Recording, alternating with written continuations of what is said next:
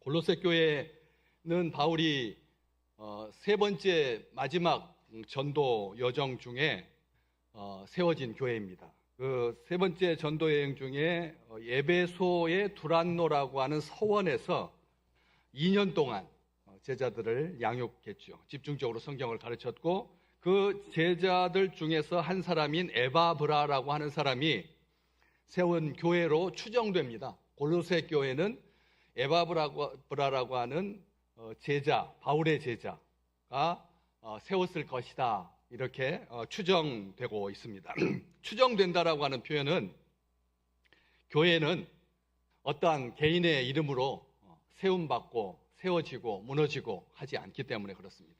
삼성의료원 원장이 누구신지 아시는 분 한번 손을 들어보십시오. 2층에 서울대학교 지금 총장 이름이 누군지 아시는 분 혹시라도. 좋은 기관은 한 개인의 이름에 의해서 그렇게 요동치지 않는다는 거죠. 에바브라 교회라고 안 부르고 골로새 교회라고 그렇게 불러지고 있는데, 그 골로새 지역은 우리가 생각하는 것처럼 참 종교심이 참 깊다라고 하는 평가를 받을 만큼 다양한 이방의 종교들이 아주 굉장히 혼재되어서 활발하게 활동하고 있었습니다. 골로새 지역의 대표적인 종교가 뭐였냐면 동방의 신비 종교, 유대의 율법주의, 그리고 헬라 철학에 근거한 사변 종교라고 하는 말을 아마 처음 들어보셨을 겁니다. 헬라 사람들의 그 지혜를 사랑하는 마음, 철학은 헬라에서 시작했거든요. 근데 철학이라고 하는 영문 표기 필라소피가 지혜를 사랑한다는 뜻이거든요. 그래서 지혜를 사랑하는 것은 참 좋은 일입니다. 힘을 숭배하지 아니하고 깊이 생각하게 하는 그런 차원에서 본받을 만한 삶의 자세인데, 그게 종교화되면서 종교가 손발은 짧고 생각만 하는, 머뭇머뭇거리는 그런 신앙생활을 하지 말라는 거죠. 그런 이방 종교라는 거죠. 그게 토대가 이 헬라 철학에 기초한 사변적인 종교가 그 당시에 아주 만연해 있었다는 거죠. 행함은 짧고 행함은 없고 말만 무성한. 또 금욕주의가 판을 치고 있었습니다. 금욕주의는 어느 종교에나 다 있습니다. 불교에도 면벽 수행, 말을 안 하는 수행, 다 금욕주의에 해당돼요. 종교들마다 그런 금욕주의 성향들이, 그런 기질들이 있습니다. 왜? 뭐 하려고 사람들이 금욕을 하는 걸까요? 요즘은 자기 건강을 위해서도 이렇게 일시적인 단식을 하는 것처럼 이 금욕주의가 그 골로새 지역에 만연되어 있었습니다. 특별하게 또 천사 숭배도, 천사를 숭배하는 그런 세상 생각들이 많았죠. 그런데 그런 그 곳에서 살다가 예수를 믿게 되니까 기질적으로 골로새 교회인들은 그런 이방 종교나 이단의 미혹에 매우 취약했습니다. 우리 신앙생활 다 하시는데 타 종교에서 신앙생활 하던 분들이 개종하여서 예수를 믿게 되면 그 전에 믿었던 종교관 생활, 종교 습관을 가지고 신앙생활 한다는 거예요. 무시하지 못합니다. 무당기가 있는 사람이 있어요. 무당기가 있는 사람들. 그러면 교회에서도 예수 무당, 기독교 무당, 그것에 대해서 굉장히 혹합니다. 점집에 많이 다녔던 사람들 신앙생활 하게 되면 예수 무당들이 이렇게 점을 쳐주듯이 그렇게 해주는 것에 미혹되기 쉽다는 거죠. 그런 것처럼 골로새 교회는 그런 취약성을 가지고 있었기 때문에 바울이 그러한 이방 종교와 이단을 경계하기 위해서 골로새 교회에다가 편지를 쓴 거거든요. 이단들은 인간의 철학을 굉장히 중시했습니다. 그리고 천사를 숭배했고요. 2장으로 넘어가 보시면 2장 8절 말씀에 보면 누가 철학과 헛된 속임수로 너희를 사로잡을까 주의하라. 사람의 전통과 세상의 초등학문을 따르며 그리스도를 그걸 따르는 건 아니다. 이렇게 말할 만큼 18절에도 아무도 꾸며낸 겸손과 천사 숭배를 이유로 너희를 정죄하지 못하게 하라. 골로새 교회가 천사 숭배 때문에 미혹당했다는 거죠. 세상의 학문과 세상의 철학에 그렇게 사로잡혀 있었다는 거죠. 그러지 마라 라고 경계하고 있는 것입니다. 그러면서 그렇게 흔들리는 주된 이유가 뭐냐면 예수 그리스도에 대해서 부정적인 생각을 가지고 있기 때문에 너희 신앙생활하면서 미혹된다는 거예요. 그래서 예수관이 분명해야 된다는 겁니다.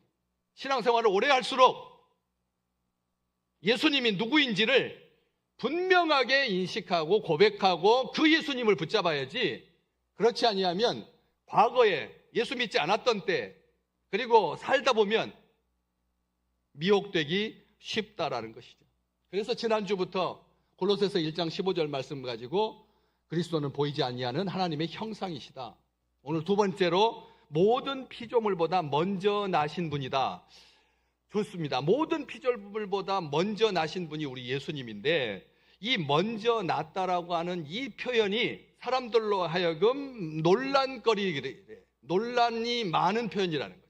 먼저 나셨다고 하니까 예수님은 피조물인가 보다, 창조된 분인가 보다 이렇게 생각합니다. 먼저 나셨다라고 하는 이 말 때문에. 바울은 이게 절대 그렇게 우리 예수님께서 피조된 존재가 아니다, 만들어진 존재가 아니다, 하나님이다, 이 말을 하고 있는 겁니다. 자칫 먼저 태어났다라고 하는, 먼저 창조되었다라고 하는 이 해석, 이단들이 아주 즐겨 사용하는 표현입니다. 이게 삼위일체를 부정하는 근거로 골로새서 1장 15절을 듭니다. 예수님 봐라, 예수님은 모든 피조물보다 조금 먼저 나신 거다. 제일 먼저 나신 분이다. 어차피 먼저 1번으로 났든 10번으로 났든 지어진 존재고 피조된 존재다. 예수님은 하나님보다 못한 신이다, 하나님보다 덜한 신이다, 하나님보다 등급이 낮다, 열등한 신이다, 피조된 신이다 하면서 신성을 부정하고 인성만 가지고 있는 존재다. 기독교는 처음부터 우리 주님은 하나님이시고 그리고 육신을 입고 이 땅 가운데 오신 하나님의 외아들 독생자이신 줄 믿습니다. 이렇게 교회가 시작되었거든요. 이단인 겁니다. 우리 예수님이 하나님이 아니다라고 말하는. 그런데 그런 아니다라고 말하는 그 구절로 골로새서 1장 15절 모든 피조물보다 먼저 나시니 이 표현을 사용하고 있다라는 거죠. 예수님은 하나님이 아니다, 구원을 이루기에 부족하다, 구원을 이루기 위해서는 예수만 믿는 것이 아니라 다른 영도 숭배해야 된다. 신앙생활하면서, 기독교 생활하면서 한번 다른 종교하고 이렇게 비교해 보십시오. 불교 어떠신가요? 불교 정한수를 떠두고 1000번을 새벽을 깨우는 자들이, 그렇잖아요? 정한수를 떠두고 1000번을 새벽을 깨우고, 그리고 가톨릭 신자들은 어떻고요? 금식도 하고 40일 동안 무슬림들은 40일 동안 한 끼도 안 먹습니다. 저녁 이후에만 먹지요. 저녁 이후에 하루 종일 금식입니다. 그것도 40일 가까이를. 그러니까 다른 종교들은 그런 행위와 금식, 어떤 영적인 세계에 대한 갈망, 이런 것들이 풍성한데 예수 믿는 사람들은 일주일에 한 번 예배 딸랑 드리고 그리고 평상시 똑같이 세상 사람들하고 살잖아요. 그러다 보니까 이런 생각도 할 만하죠. 예수만 믿는 것도 조금 부족한 것 같다. 그러니까 거기에다 양념을 좀 쳐야 된다. 그래서 천사도 숭배하고 천사도 같이 섬기고 특별한 환상도 봐야 되고, 그리고 그리스도 안에서 얻을 수 있는 것보다 더 높은 차원의 아주 신비한 그런 신적인 영적인 지식이 필요하다. 그게 골로새 지역에 있었던, 만연해 있던 모든 이단적인 요소를 다 생각하는 거죠. 본질이 취약하면 곁가지들을 붙잡게 되어 있습니다. 몸이 건강하면 이것저것 달지 않아도 예쁘거든요. 아름답거든요. 그런데 몸이 취약해지면 별 생각을 다 하는 거죠. 비타민도 먹어보고 운동도 해보고 뭐 별걸 다 하게 되는 거죠. 본질이 흔들립니다. 가정이, 부부가 사랑하지 않으면 자녀들이 아무리 우수해도 그런 것들은 허망해 보이게 됩니다. 그래서 심지어는 예수는 하나님으로부터 나온 수많은 영적인 존재 가운데서 하나일 뿐이다 라고 주장하면서 예수는 하나님도 아니고 완전한 구주도 아니다. 오직 예수를 넘어서는 탁월한 지식이 구원의 길이다. 사변적인 종교죠. 사변적인 종교로 그렇게 왜곡되었다라는 것입니다. 성경은 분명히 말합니다. 요한복음 1장 1절 같이 읽어볼까요? 태초에 말씀이 계시니라. 이 말씀이 하나님과 함께 계셨으니 이 말씀은 곧 우리 주님은 하나님이다 이러잖아요. 마지막 보십시오. 태초에 말씀으로 우리 예수님께서 로고스로 말씀으로 우리와 함께 계셨다. 하나님과 함께 계셨다. 그리고 그 말씀은 곧 하나님이시다. 성경 요한복음 1장 1절입니다. 그렇게 기록하고 있습니다. 17장 5절 말씀, 아버지여 우리 주님께서 기도합니다. 창세 전에 내가 아버지와 함께 가졌던 영화로서 지금도 아버지와 함께 나를 영화롭게 하옵소서. 우리 주님께서 아버지와 언제부터 계셨다고요? 창세 전부터 계셨다고 되죠. 피조물보다 먼저 나신다라고 하는 말이 그렇게 피조물 가운데 1번으로 태어났다는 뜻이 절대 아니다. 한 군데 더 볼까요? 미가서 5장 2절 말씀, 베들레헴에서 우리 주님께서 나실 텐데 그분은 근원이 뭐냐? 근본이 뭐냐? 상고에다. 상고. 우리가 생각할 수 있는 것보다 가장 먼저 상고, 영원에 있다. 영원이라고 하는 것은 시작도 없고 끝도 없는, 지금도 영원이고 과거도 영원이고 미래도 영원히, 우리 주님에 대해서 미가 선지자가 분명하게 말하고 있습니다. 우리 주님은 상고다. 영원에 있다.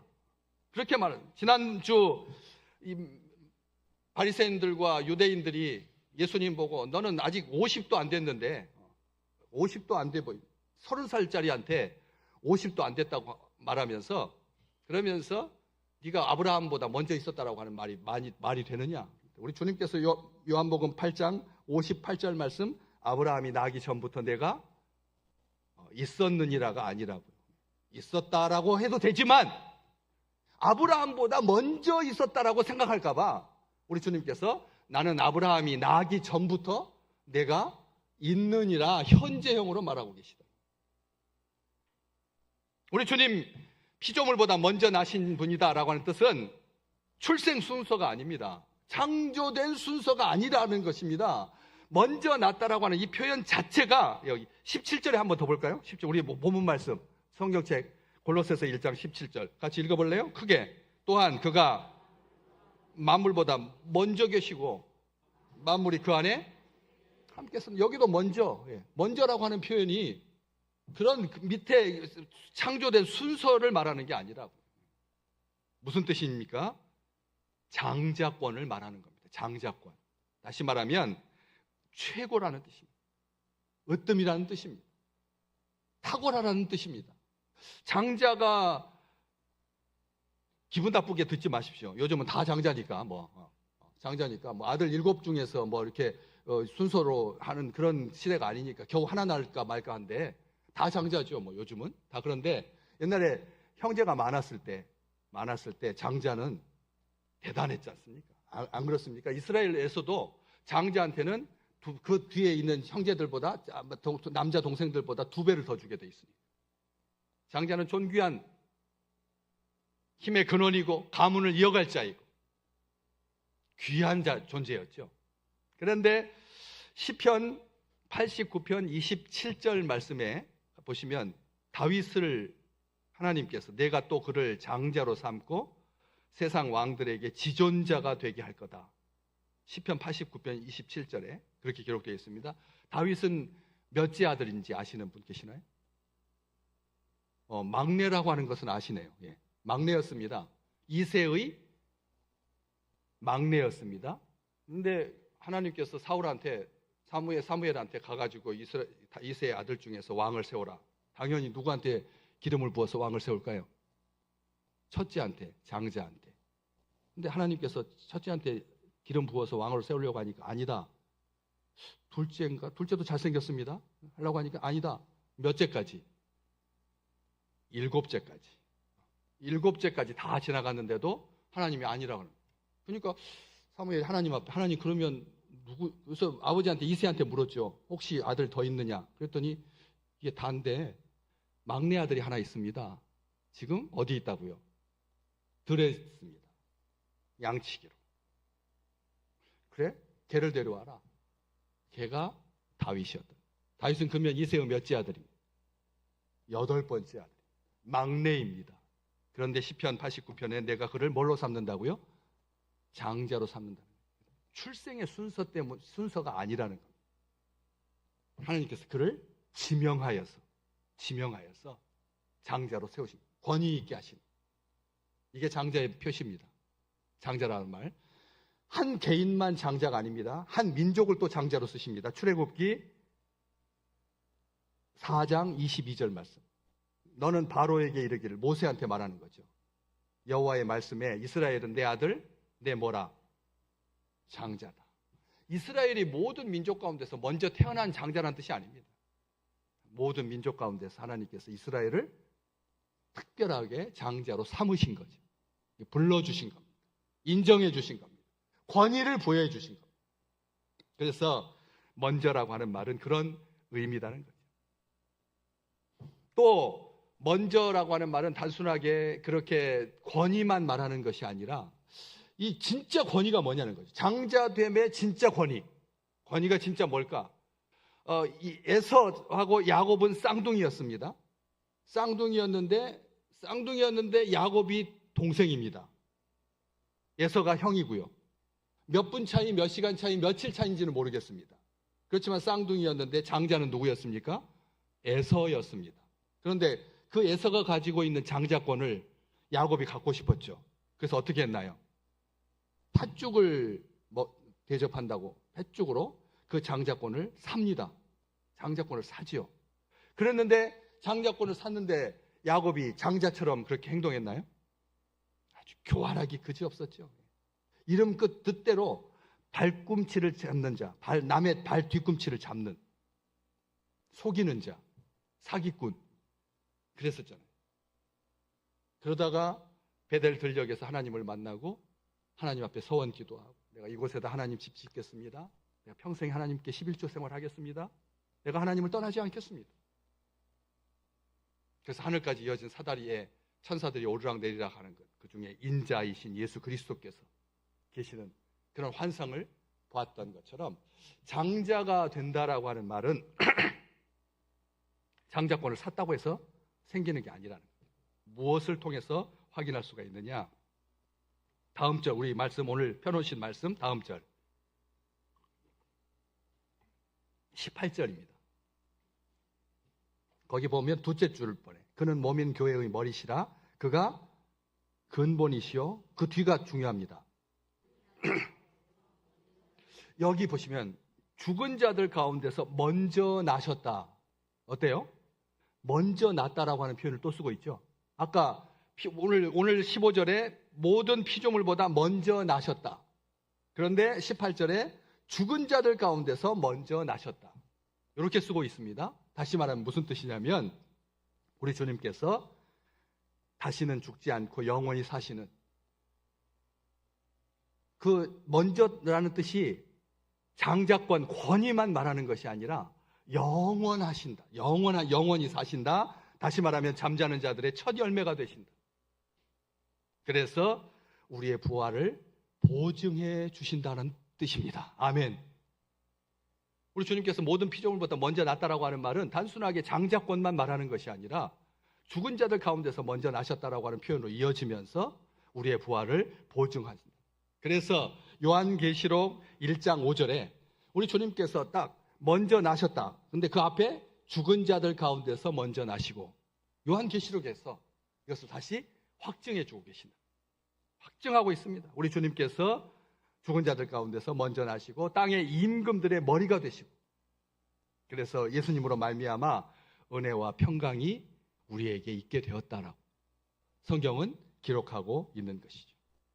오늘 모든 피조물보다 먼저 나셨다라고 하는 것을 가장 잘 설명해 주는 말씀이 16절입니다. 만물이 그에게서 창조되되 하늘과 땅에서 보이는 것들과 보이지 않는 것들과 혹은 왕권들이나 주권들이나 통치자들이나 권세들이나 만물이 다 그로 말미암았고 그를 위하여 창조되었다. 만물보다 먼저 나셨다라고 하는 말은 이렇게 탁월하시다는 거죠. 주님께서 우리가 섬기는 우리 예수님, 우리가 사랑하는 우리 주님은 모든 피조물보다 단순하게 먼저 나신 것이 아니라 그 장자권에 대해서, 그 능력에 대해서, 그 온전하심에 대해서, 그 탁월하심에 대해서, 그 놀라우신 것에 대해서 16절은 확실하게 보여주고 있는 것이죠. 우리 주님께서 창조주이시고 모든 것을 그분 안에서, 그분에 의해, 그를 통해 창조하신다는 것이죠. 가장 좋은 것들은 오직 예수님으로부터 나온다라고 하는 것을, 여기 이게 보십시오. 보이는 것, 보이지 않는 것, 왕권, 주권, 통치자들, 권세들, 사람들이 꿈꾸는 것들입니다. 최고의 것들이니까. 그래서 어떤 사람은 이 부분을 해석할 때 이 천사들의 그 순서 아닌가, 천사들의 순서, 천사들의 계급을 이렇게 순번대로 해놓은 거 아닌가라고 해석을 할 만큼 사람들이 사모하는 것들, 보이는 것들도 좋아하고 보이지 않는 것들도 좋아하고, 특별하게 왕권, 주권, 통치자, 권세, 만물이, 이 표현 속에서 가장 좋은 것은 예수님으로부터 나온다. 여기 그에게서 창조되었다, 그로 말미암는다라고 하는 이 말미암는다라고 하는 말은 그를 통해서라는 뜻입니다. 만물이, 좋은 것이 우리 주님을 통해서, 그에게서 창조되었고 주님을 위하여 창조되었다. 이게 굉장히 중요한 겁니다. 주님으로 말미암는다라고 하는 말씀 요한복음 1장 3절에 기록되어 있습니다. 만물이 그로 말미암아 지은 바 되었으니, 그렇게 되어 있죠. 만물이 그로 말미암아 지은 바 되었으니 지은 것이 하나도 그가 없이는 된 것이 없다. 만물이 그로 말미암아, 우리 주님 때문에 창조되었다. 히브리서 1장 2절 말씀, 이 모든 날 마지막에는 아들을 통하여 우리에게 말씀하셨으니 이 아들을 만유의 상속자로 세우시고 또 그로 말미암아 모든 세계를 지으셨느니라. 아멘. 우리 예수님으로 말미암아 온 세상이 난 겁니다. 예수님 때문에 온 세상이 생긴 것입니다. 이것을 잊지 마십시오. 이것을 늘 고백하며 사시기 바랍니다. 우리 주님께 그 혹독했던 겨울이 지나고 우리 장로님 기도하셨던 것처럼 불광청변에 물오른 버드나무, 그리고 꽃피기 시작하는 매화, 이러한 것들을 보면서 저렇게 아름다운 것을 우리 주님 때문에, 우리 주님께서 지으셨구나. 그런데 그 만물 중에서 만물 중에서 만물인 하나님의 형상을 닮은 우리, 지난주 창조자의 형상에까지 이른 자, 창조자의, 주님의 형상을 본받는 자, 창조주의 형상을 닮은 자, 그래서 생각까지 거듭난 그 놀라운 만물 중에 만물인 우리 믿음의 백성들, 당연히 하나님, 우리 주님을 위하여 살아가시기를 주의 이름으로 축복합니다. 우리의 난 목적은 그거밖에 없습니다. 딱 기록해놨습니다. 이사야서 43장 7절 말씀, 내 이름으로 불려지는 모든 자, 하나님의 이름으로 불려지는 모든 자, 하나님께 속한 자, 예수 믿는 자, 주의 백성은 내가 뭐 하려고 창조했다고요? 아멘. 하나님의 영광을 위해서 우리를 창조하셨다. 하나님의 영광을 위하여서 창조한 자를 오게 하라. 그를 내가 지었고 그를 내가 만들었느니라. 이사야 선지자는 분명히 말하고 있습니다. 한 군데 더 볼까요? 이사야서 43장 21절 말씀 같이 크게 읽겠습니다. 이 백성은, 아멘, 이 백성은 내가 나를 위해서 지었다. 왜? 나를 찬송하라. 그래서 찬송 부르실 때 어떻게 부르셔야 한다고요? 신나게, 힘있게 박수 치면서. 사순절은 주님의 십자가를 묵상하는 그런 40일간의 기간입니다. 그 40일에 주일은 포함되어 있다, 없다? 주일은 포함되지 않습니다. 주일은 작은 부활절입니다. 주일날은 기쁘게 발을 구르며 환호하며 하나님을 찬송해야 된다. 우리를 부르신 목적이 그건데, 하나님의 영광을 위해서 하나님을 찬송하라고 우리를 지었는데, 지난 한 주간 동안 어찌 사셨습니까? 어떻게 사셨습니까? 하나님을 찬송하며, 하나님을 기뻐하며, 하나님께 영광 돌리며, 하나님만을 바라보며 하나님과 동행하며 사시기를 주의 이름으로 축복합니다. 우리를 지으신 목적입니다. 그게 피조물보다 먼저 나셨다라고 하는 말은 그런 말이고요. 그 다음에 17절 아까 읽으셨지만 만물보다 먼저 계시고 라고 하는 말 쓰시고 만물이 그 안에 함께 섰느니라. 이 표현이 굉장히 중요합니다. 만물이 우리 주님과 함께 서 있다라고 하는 말은 우리 주님을 통해서 만물이 보존되고 유지된다는 뜻입니다. 보존되고 유지된다. 오늘 이렇게 꽃이 만개한 강단에도 꽃이 피어있고 뒤에도 꽃이 피어있고 특별하게 오늘 본당 들어오실 때 밑에 1층에 로비에 아주 익숙한 꽃 보셨죠? 보신 분 손 들어보세요.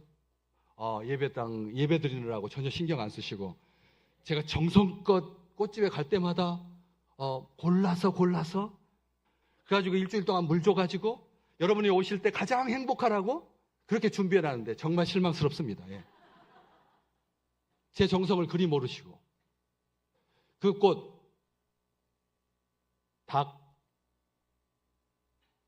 닭의장풀입니다.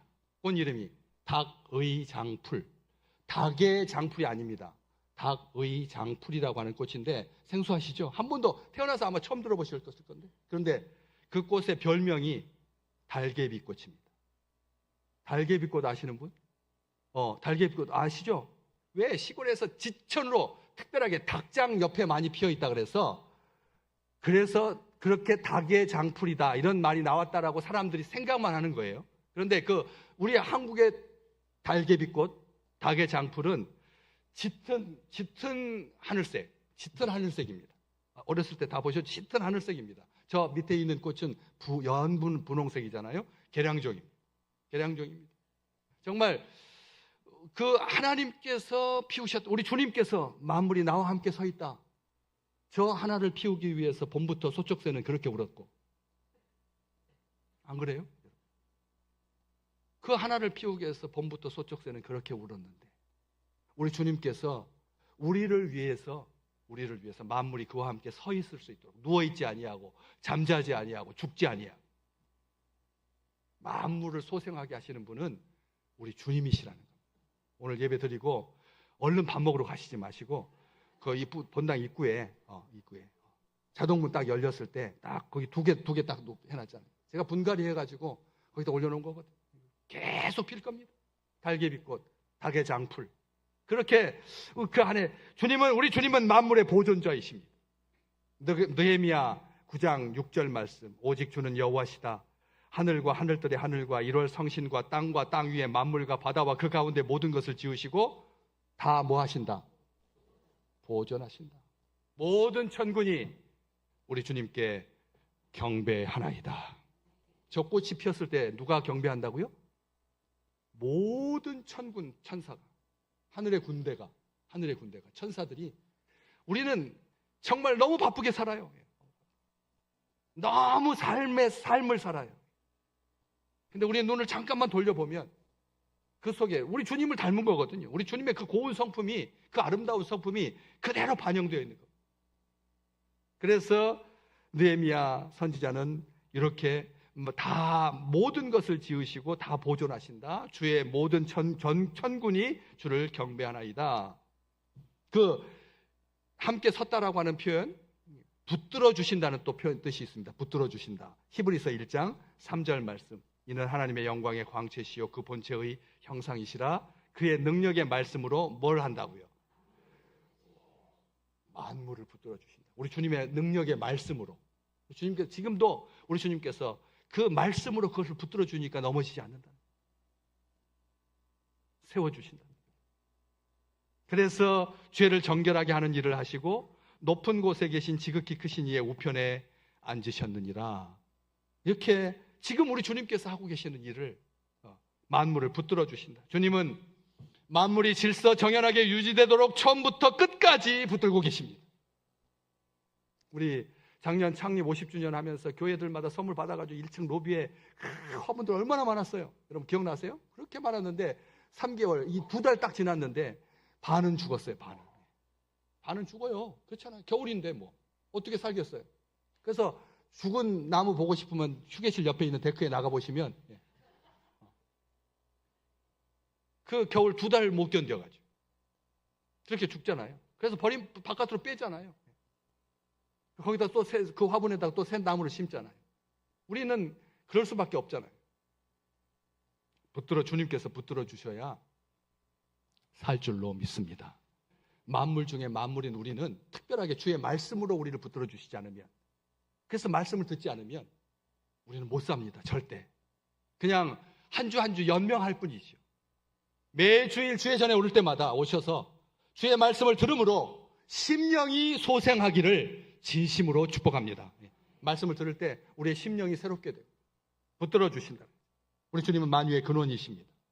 라오디게아 교회의 사자에게 편지하라. 요한계시록 3장 14절 말씀. 아멘이시오, 충성되고 참된 증인이시오, 하나님의 창조의 근본이시다. 우리 주님은 창조의 근본이시다. 만물의 근본이시다. 만물의 근원이시다. 만물의 시작이시다. 만물의 으뜸이다. 만물의 모든 것이다. 성경은 분명히 말합니다.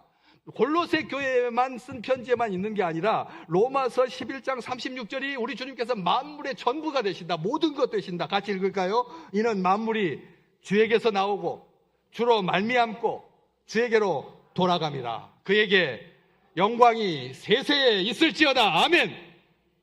여기 정확하게 나와 있습니다. 만물이 주님에게서 나왔다. 만물이 주로 말미암는다. 만물이 주에게로 돌아갈 거다.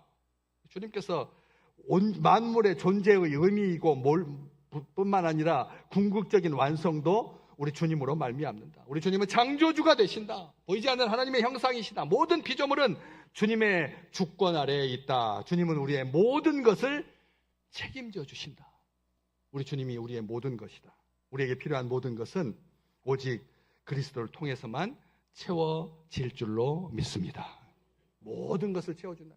우리의 의지도 채워주시고, 우리의 감정도 채워주시고, 우리의 생각도 채워주시고, 우리의 물질도 채워주시고, 우리의 만족이 되시고.